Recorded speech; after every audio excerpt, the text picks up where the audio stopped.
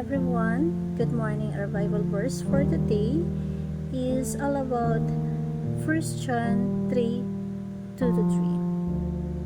Sabi dito, "Dear friends, now we are children of God, and what we will be has not yet been made known. But we know that when Christ appears, we shall be like him, for we shall see him as he is. All who have the hope in him purify themselves just as he is pure." So,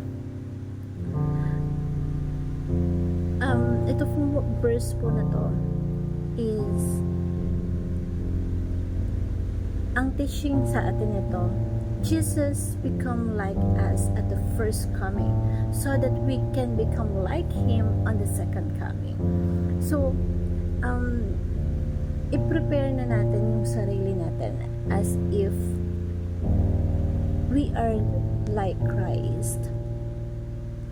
Na kaya siya bumaba nung nahulog tayo sa kasalanan, nasira yung relationship natin sa Diyos.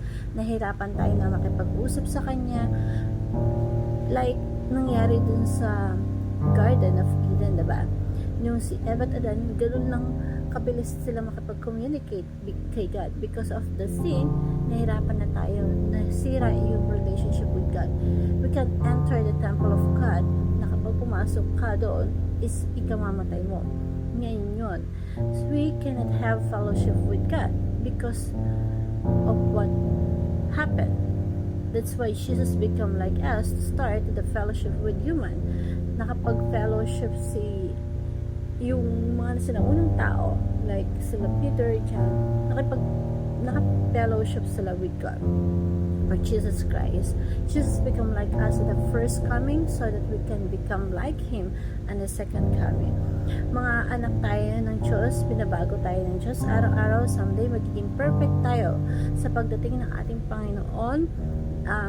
Yun yung goal natin, maging perfect tayo, that will become like him. Ang aging and death, hindi natin matatakasan yan. All of us is subject to decay. When with Jesus, now we have that perfect body, perfect morality, hindi na tayo magkakasala, babalik na tayo sa original intention of Christ. We will be home with Jesus Christ. So, tayo po ay